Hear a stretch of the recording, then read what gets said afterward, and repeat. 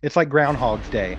All of the losses with Mahomes lately have been the same game. They're exactly the same stagnant offensive crap, the same stupid interceptions, losing the game late because we didn't do anything early, and all of a sudden there's some flags coming out. It's literally like Groundhog's Day. We're watching the same game over and over and over again, and we will continue to watch it from time to time if Andy Reid doesn't change some things up. The Kansas City Chiefs took their first loss of the season today to the Indianapolis Colts 20-17 in Indy, and we are all chiefed up here with all your Kansas City Chiefs news, analysis, and more. And today we're going to talk about the top 5 observations we had from the game. Mike, it was pretty pitiful. What do you got going for us? Yeah, we got a lot to talk about today, to be honest. We're going to break down five observations that we took from the game. Hopefully, going forward, we can adhere to these observations and fix this before it gets out of hand, because a lot of people are saying one loss, but this isn't just one loss. This is a bad loss. Well, the team don't look good at all. The offense looks stagnant and terrible. And it's just because of the same things that we've been saying for weeks and weeks and weeks and weeks. And we know this. I don't know how they don't know this. But yeah, we're going to go ahead and do it again. It's like beating our head into a wall. But let's go ahead and get with the first observation. Mike, what do you got? Okay. First and foremost, we're going to lay observation number one on the hands of the coaching staff. The coaches looked atrocious today. We had 10 days to game plan for the Indianapolis Colts, who, by the way, 27 points were scored against them by Jacksonville. The juggernaut that is the Jacksonville Jaguars put up 27 on this team. And we had 10 days, whether it was Bienemy, Andy Reid, Matt Nagy, all these all-stars of coaches and these offensive geniuses, and the play calling and the offensive game plan was so bad, we can barely put 17 on the board. Yeah, to me, it solely is in the hands of Andy Reid. It looks like to me he has no control over this team whatsoever. The coaching is absolutely atrocious. The only one that even looks like they halfway have it together is Steve Spagnuolo. Because if you look at it, they scored 20 points, but really most of it was given to them by the terrible offense. So, I mean, really the defense wasn't that bad, but special teams was a monstrosity, and the offense looks absolutely terrible right now. They might look like one of the worst offenses in the NFL. There was absolutely zero game plan adjustments throughout that entire game. They come out just doing the same crap, just smashing their head into a wall over and over and not doing anything differently. Mahomes just keeps on missing open receivers and not taking what defenses give him, and he keeps pressing. These are all going to be down the list. We're going to get to these individually. But yeah, I think first and foremost, it's Andy Reid and that coaching staff. They didn't have these guys ready to play. Andy said he didn't have these guys ready to play all week long. This game was talked about as a trap. How do you not have these guys ready to play? Yeah, well, it doesn't matter all the other observations we're going to get to because it solely boils down to the fact that the coaching is absolutely terrible.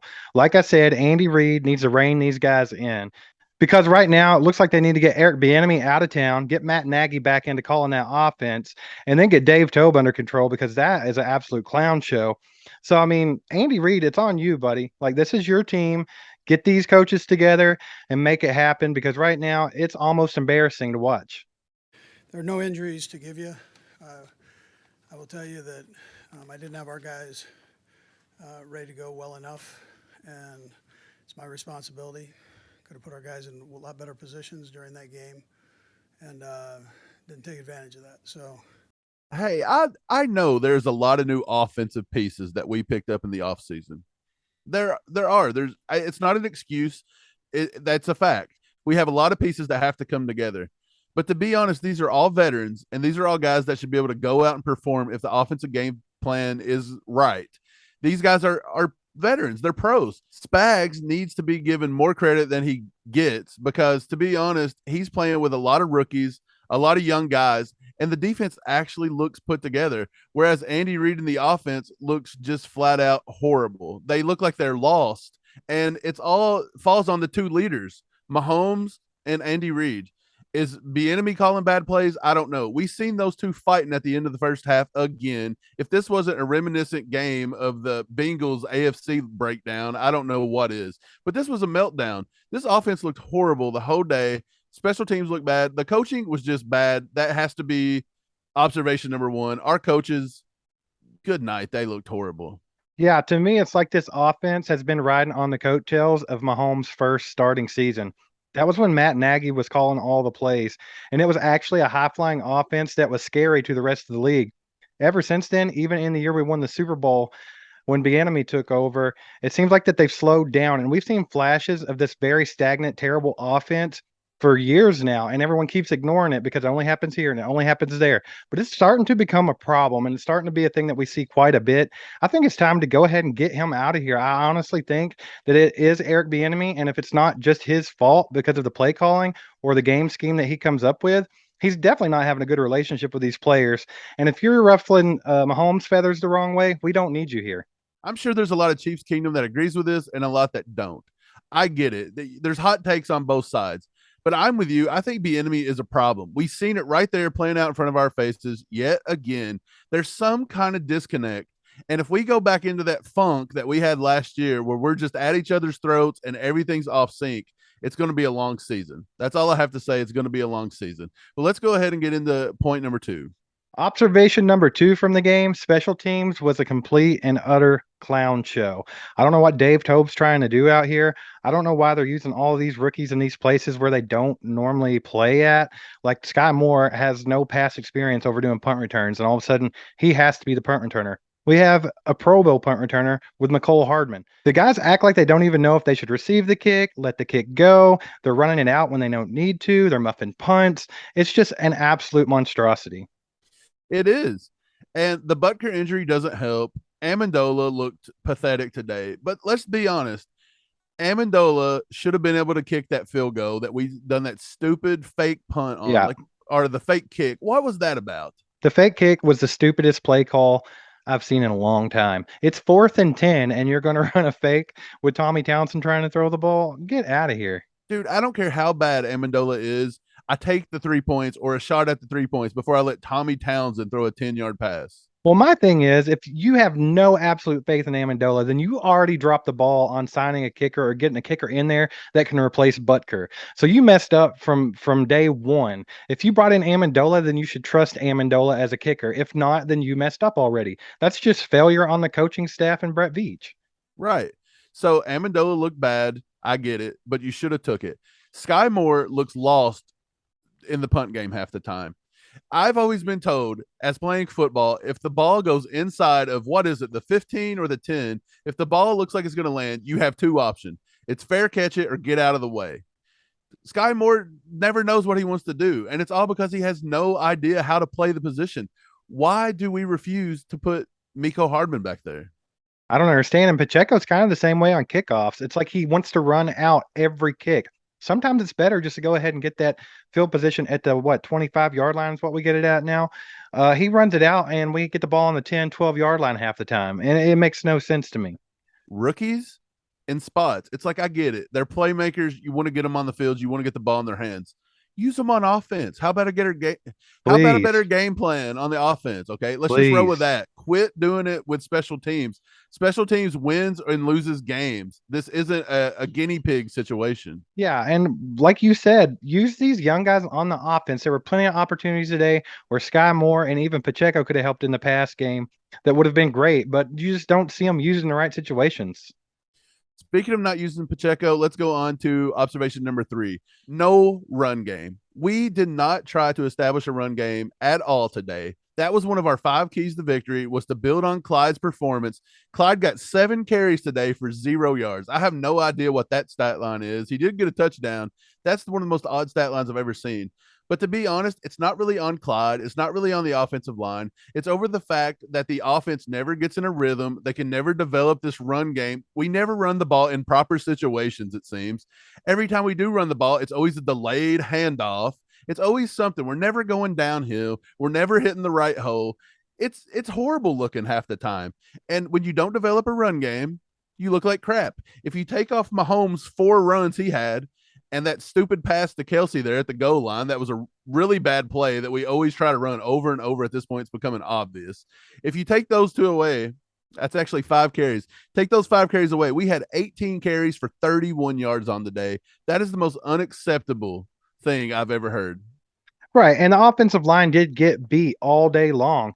But, when a team's not going to run the ball, it's easy just to throw everything towards pass rush. And that makes it very difficult on the offensive line. Got to establish a run game. Andy Reid knows that this is his fault for not establishing a run game for the simple fact that every time he gets in an interview, even at halftime, he's like, "Oh, we have to establish this run game." Yeah. You know what? I've got to make sure I'm putting the guys in a better position and get us in a rhythm. I've got to get us do a better job, get us in a rhythm, and that's not taking place. So, I got to go back and look at that. It's like, Andy, we've been talking about this for years, and you're never going to do it. You're still not going to do it in the second half. So why are you even saying it? Yeah, I have no idea. Like, we understand you need to establish a run game. Everybody does. The parking lot attendant knows you need to Look, establish the you run game. can't establish a run game if you only want to run it on second and long. And every time he does run it in a situation where he should, like when we were on the 1 yard line, dude, you got to run that right heads up. Just put Burton in there, run, get in the I formation, get a couple yards, get away from that goal line. But no, they run a like a delayed handoff and almost got a safety. Just terrible play calling. When the defense doesn't have to respect the run game, and you know that an offense is going to run the ball 18 out of 60 some odd plays, what do you do? As a defensive coordinator, you let those pass rushers pin their ears back. They send 8 people, they send 7 people, they send 6 people. It's rarely a 4-on-4 situation or a 4-on-5, like a down front 4 with a 5, offensive lineman. It's rarely that situation. They're usually sending some extras. It makes it so hard on the offensive line to actually sit there. You could have put in, I want every single person to think about this. What is the best offensive left tackle in history, in your opinion? Is it Willie Rove? Who is it? Who is it? Just put that in your mind and then say, hey, if they replaced Orlando Brown today, would it have changed the outcome of this game? No, it would No. not have. So yeah, we've seen everyone on Twitter blowing up about Orlando Brown. Oh, he had a terrible game. Yeah, he did have a terrible game. But you know who else did? Joe Tooney right beside of him. Creed Humphrey, Trey Smith, Andrew Wiley, every one of them sucked. They missed assignments. They were getting blown up. But when you don't put them in the right position, this is what's going to happen. This falls back once again to coaching, play calling, terrible offensive scheme. So let's jump into number 4 here. I think the number 4 observation of the day has to fall on Mahomes. He looked absolutely horrible. He looked pathetic. He looked like second half Cincinnati Mahomes. He looked like the clone Mahomes that we all know is fake. I don't know what his name is. Jacktrick Mahomes is who we got today, because this dude, he's still pressing, by the way. He's missing Yep. wide open receivers and he's pressing way too hard. He will not take what the offenses are what the defenses are giving him. Listen to the stat line: 20 for 35, 262 yards, a touchdown, a pick. He got sacked one time, a 78.5 passer rating. That is horrible. Some Matt Baker Ryan, Mayfield type stuff there. right. Matt Ryan, the dinosaur, goes 27 for 37. Why? Because he took what we give him. He was sacked, by the way, 5 times today. Yeah. 222 yards, 2 touchdowns, 0 picks, and a rating of 105.9. Dinosaur Matt Ryan outperformed the most elite quarterback in football today. That is on Mahomes. And again, that is on coaching and play calling and the situational game plans. Yeah, so Patrick Mahomes is still not taking what the defense gives him. I don't know how many times we have to talk about that as well. And he's even talked about that before because everyone knew it was an issue last season, but he hasn't changed any. It's still the same Mahomes. He's still going to look at maybe a couple options that are deep down the field. Then he's going to get happy feet and he's just going to try to create something out of nothing. And it's just not working right now. It did not work against the Colts. They didn't care. They were still covering their men. They don't care. And I think these receivers that we have, they are newer and maybe they're not to the point to where they realize, hey, I have to like just completely, improv something right now. Like a lot of these guys, it looks like to me they're just running to the end of the routes and just standing there sometimes and things like that. It's just a mess. But I mean, once again, falls back on the coaching.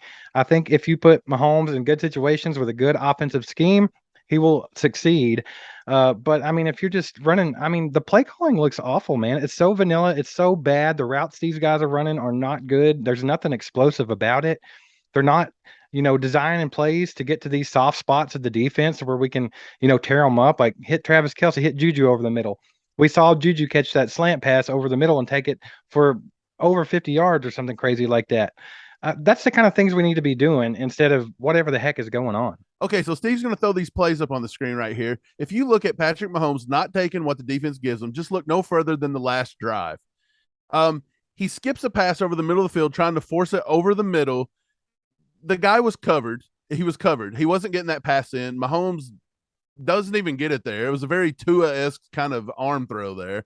But if he looks to the left, you have Jerick McKinnon leaking out of the backfield, and Jerick McKinnon takes it all the way, probably gets it out of bounds to stop the clock. He's got one guy to beat, and the guy's not even 15 yards from him. Jerick McKinnon probably gets us at worst midfield. If you look at the pick there with 8 seconds left, Mahomes tries to force one to Juju behind 4 linebackers. Meanwhile, you have 2 wide open receivers setting at the line to gain for a comfortable field goal, and Mahomes just completely doesn't take either wide receiver and forces it over through him and goes over the top and gets it picked off because he throws it into traffic. Mahomes is not taking what the defense gives him. There were wide open guys all day long, and Mahomes chose to take the hardest play he could take.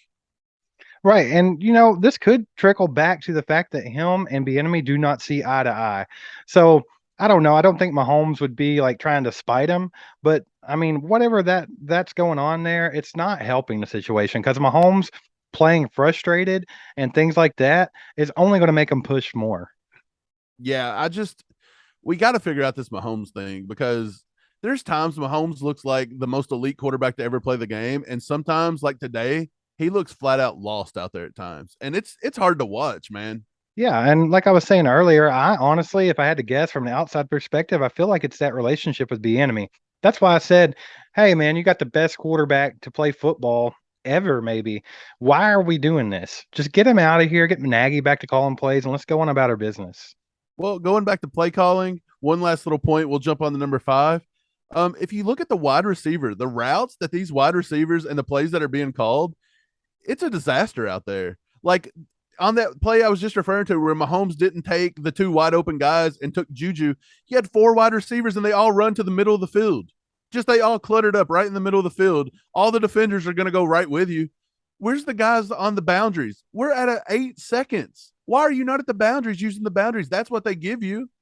They'll let you, they let you throw to the middle of the field. I get it, but you can't put all of the guys right there and not have anybody at any point of the boundary. You have to work the sideline to stop the clock. Obviously, the play call was horrible. I mean, Reed's been doing this all year. Him and Bienemy have been doing this all year. You could probably go back and look at the game tape, and you'll see several plays where they're lined up 5 wide or 4 in Kels, whatever it is. And literally 3 of the guys will run like a 2-yard hitch route and stop. It's like wasting bodies. It makes no sense. Play calling's just absolutely ridiculous right now, and I can't stress that enough. Dude, we kind of threw towards Juju a lot today. He ran more like intermediate routes, but to be honest, Juju has come in and we've paid him an ungodly amount of money to do 2-yard hitch routes over and over. He does that on about 60% of his routes. We paid Valdez-Scantling probably more money than Juju to do absolutely nothing. He does the same thing. And it's not the receiver's problem. They're running what they're being told to run. Yeah. Number 5, we've talked about this one all the way back. We'll continue to talk about it. This is a common thing with Andy Reid teams. We constantly squander opportunities to put points on the board early. Then we get in late situations, and what happens? Flag happy officiating. Flag happy. Flag's going here. Flag's going. It's always at the most inopportune time. When Mahomes gets his face mask ripped off right in front of the official, that was fine. No flag. Why? Because they wanted us to go ahead, kick the field goal, do what we had to do. Get the ball back to Indy. We stop Indy. Big play right there by Nick Bolton. Stopping him. Chris Jones, Matt Ryan having a conversation, jawing back and forth. You'll see this after every single play in the NFL. You see it after every play in a high school game. People jaw back and forth. Words do not hurt anyone. Officials should not care what you say to anybody. I don't care what it is. I don't care if you're throwing out death threats. It doesn't matter. That's not what they're there to do. If he touches him, if he hits him, throw the flag. But that Chris Jones flag cost us the game today. Straight up. It did. And we allowed it. Yeah, it did. 100%. And like you said, it shouldn't matter what anyone says. I can't think of another time in football where someone got an unsportsmanlike penalty for something they said. I mean, it might have happened before, but that's absolutely absurd. But yeah, I mean, Football is going to be like this until Vegas gets their hand out of it because they needed that point spread. Point spread was what, 5? I So think guess right what? around it. Guess what? If the Chiefs stop them there and they have good field position, they might, you know, go over that, right? So why not throw this flag that makes no sense and make the game drag out and either Indy wins by 3 or the Chiefs win by 4? See, it's a win-win for them. So do you really think that that flag was unintentional? There's no doubt in my mind they were told to throw that flag. Like there's no way. And then the referee comes out and says, I threw the flag on him because he used abusive language. That's the dumbest thing I've ever heard in my life. And I mean, you're never going to convince me otherwise. Like that was a setup, 100%. If you think I wear a tinfoil hat, then you can suck it because you're just blind. Dude, I know that we all don't want to believe that there might be something behind the scenes pulling the strings on some of these games because we love the Chiefs. We love everything about it. You don't want to live a lie. I get it. Truth hurts sometimes. But you can't look at some of these games and see how the way these officials throw these flags at just the right times that can influence outcomes of games. And they are constantly getting drilled in the media for it. Fans are drilling them. There's never transparency there, and they never stop doing it. Never. Yeah. They keep doing it. They're never fined. They're never fired. Like nothing happens. Roger Goodell does not care. And the reason why is because, man, it's all a money thing. It's all a money thing. It's all it is. And I'm not saying that all of football is scripted and set up and fake. But when you're in a situation where Vegas is about to lose a crap ton of money, what do you think's going to happen if they need to keep that point spread below 5? Let's be honest. Last week, Tom Brady and the Bucks and the Saints had a knockdown dragout fight in the middle of the field, all because Tom Brady and I think Marshawn Lattimore sitting there yapping to each other. Not a flag thrown. They didn't throw a flag until Mike Evans comes off the bench and just throws the dude across the thing, which means physical contact. There's no way is jawing worth getting. I don't care what he says to anybody. That is not worth having an entire team get a win taken away from them. So No. anybody that wants to blame Chris Jones for this, you guys are just, I don't know what you are, but you have never played the game of football. You've never been on a football field in your life. You can't tell them that's what happens when you run your mouth. No. Dude, there's a difference between getting in a guy's face and the official being like, back off, blah, blah, blah. If you watch the replay, the official doesn't get in his face and be like, back off. These dudes are just having a conversation. Chris Jones said, I felt like we were having a conversation. And then 10 seconds after the fact, the official throws the flag. If you blame Chris Jones for this loss, you are a giant. Hey, but I tell you what, I will blame Chris Jones a little bit. Why? The dude had one solo tackle on the day. One solo tackle. George Karlaftis, one solo tackle. They've got to do better than that. Okay, so one thing about this on the day, I've got to say Darius Harris deserves a little bit of kudos. He went 13 tackles today, filling in for Willie Gay. Nick Bolton, 9 tackles, 2 sacks. I think somebody that rhymes with Bike Hilliams said that Nick Bolton was going to be player of the game with double-digit tackles, maybe a sack, and he would keep Jonathan Taylor under 100 yards. He had 9 tackles, 2 sacks. Jonathan Taylor only had 71 rushing yards, baby. So this guy right here called it. You know who failed me? The offense. Yeah. I said that if we could hold them under 21 points, we ought to be able to beat them by far. And we hold them to 20, and our offense can't even put up over 17. I was being optimistic when I made my prediction. I was like, man, I think Juju maybe can have his breakout game, score a couple touchdowns. But apparently I went crazy and forgot that the offense is complete garbage right now. And they probably would just throw a little, run him for 2-yard hitch routes while Mahomes throws it out of bounds 30 yards down the field. You did get right with Juju. Juju had a good game. He had 5 catches, 89 yards, led the entire team. We just get in situations where we get in scoring opportunities and then the play calling gets atrocious. It's awful. Dude, it's 100% that. When I say that the offense is bad right now, I don't mean the players. We have excellent players on offense. We have all kinds of weapons on offense. But let's just take a look at some of the stuff that happens, right? McCole Hardman, non-existent. Sky Moore can't even get snaps on the offense. Isaiah Pacheco comes in and makes 3 or 4 runs. Then they'll bring in McKinnon, 3 or 4 runs. Then they bring back. Let someone get in a rhythm for the love of God. Like, I understand having fresh legs, but when you're literally rotating these guys out constantly, no one's getting in a rhythm. You're doing nothing but shooting yourself in the foot.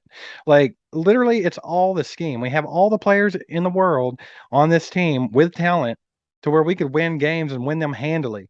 But when you don't know what to do with your weapons and you're acting like you're not Andy Reid, an offensive genius, I mean, this is terrible, dude. It's just awful. Right. Well, look, Sky Moore had an atrocious day. When it comes to doing punts, he looked horrible. We didn't draft a dude in the second round to just be a special teams guy. We didn't. I'm sorry. We didn't do it. He's designed to be a playmaker. He had 0 catches again today. I don't know his route numbers just yet. I'll find those out. We'll talk about that later. But he ran 2 offensive routes last week against the Chargers. This week, I don't know how many he ran, but he still had 0. Miko Hardman, I know he was battling a heel injury. The dude had 1 catch for 2 yards. I mean, come on, we're just not using these guys in the ways they need to be used. Look, I can break this down for you real fast, and I'll show you which coaches are doing what they need to be doing and which ones are not. We have a 7th round draft pick cornerback who I said wouldn't even make the 53-man roster. He literally came in here. He's been starting. He's been doing well. He looked good today. Yeah, he let up a couple catches, but he made a lot of great plays as well. This guy's been solid almost 100% of the time that he's out on the field, and that's Jalen Watson. We have a 2nd round draft pick, like you said, like Sky Moore, with all the talent in the world. He led college football last year in receiving yards or receptions, or I don't know, but he was up there. And it's just like, he can't even get on the field and make anything happen. Like, what are we even doing on the offensive side of the ball? I don't understand. To me, it looks like it's very obvious that Spagnuolo is on another level than Bienemy and Andy Reid right now. Like, they need to get with the program. Yeah, I don't know. There's a disconnect somewhere. We got to figure it out. We can't get into this again. That's all there is to it. We just can't get into this again. We did this last year for a few games. It turned into like a 4 or 5 week, like, good night. It was a horrible time to be a Chiefs fan, those 4 or 5 weeks. Well, you know, if it stays the way it is and Andy doesn't do anything to change it, this is how it's going to be. We're going to win some games, and then we're going to be forced to sit through. It's like Groundhog's Day. All of the losses with Mahomes lately have been the same game. They're exactly the same stagnant offensive crap, the same stupid interceptions, losing the game late because we didn't do anything early, and all of a sudden there's some flags coming out. It's literally like Groundhog's Day. We're watching the same game over and over and over again, and we will continue to watch it from time to time if Andy Reid doesn't change some things up. Okay, guys, I think that's enough therapeutic raging back and forth. But did you agree with these 5 observations? Let us know in the comments section. Do you think we missed something?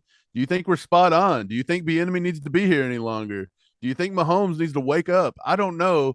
Just let us know in the comments what you think. I'd love to read it and check it out. But yeah, man, that's probably going to wrap it up for today. Yeah, so if you're super pissed off that the Chiefs couldn't even beat the Colts today, make sure to smash that like button right now. Hit that sub button if you haven't already. We're trying to get to 5K before the season ends, and we're going to need your help doing that. Make sure to hit that share button. Share our stuff on your social media out to your friends, family, and other Chiefs fans. And also hit that bell so you get notifications when we come out with new content. Mike, anything left for Chiefs Kingdom today? No, man, it's rough, but we knew we wasn't going undefeated. You just didn't think the Colts was going to be enough to beat you. But, man, it happened. We just got to move on, get on to the next game. I don't know even who we have next. I have to go look at the schedule. But, man, hey, it was a rough one today. Get Bienemy out, Nagy in, 16-1, baby. 16-1. No, just shut up. You're done. You're done. See ya. See ya. There goes a sight from my soul.